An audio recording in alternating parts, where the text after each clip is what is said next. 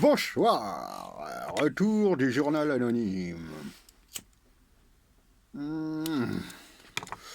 Nous allons aujourd'hui reprendre notre casquette de critique de documentaire, car quelle ne fut pas notre indignation quand notre rédaction a vu le reportage 1 sur 5. Nous avons déjà été par le passé très clair avec le reportage Hold Up. Nous ne tolérerons pas que l'on s'attaque impunément ainsi à la démocratie. Et 1 sur 5 est une atteinte manifeste à cette dernière. Il faut, semble-t-il, bien réexpliquer aux gens que les enfants sont souvent fantasques et possèdent une imagination débordante. Quand ils parlent du pipi gluant du juge, il serait maladroit, en tant qu'adulte, de faire un rapprochement avec du sperme de franc-maçon.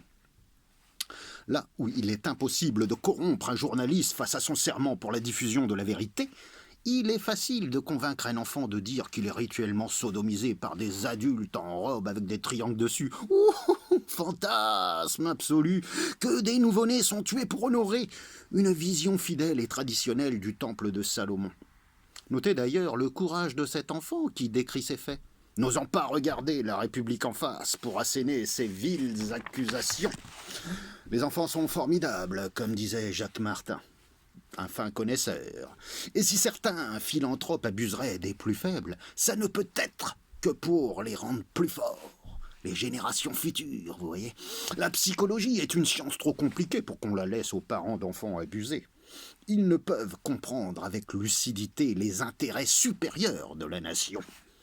Non, le problème aujourd'hui, ce sont les fausses informations colportées par ces journalistes en manque de reconnaissance. Le complotisme est un sujet qui touche aujourd'hui tout le monde, alors que la pédophilie ne touche qu'un enfant sur 5. Il faut savoir remettre les choses à leur place.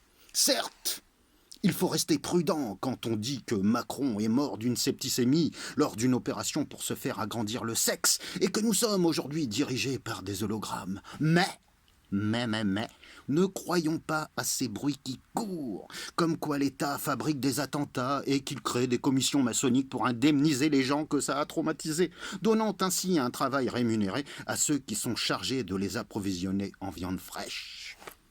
Arrêtons de croire n'importe quoi. Il est temps de se réveiller. Amis des tout-petits et de la pédocratie imaginaire, bonsoir.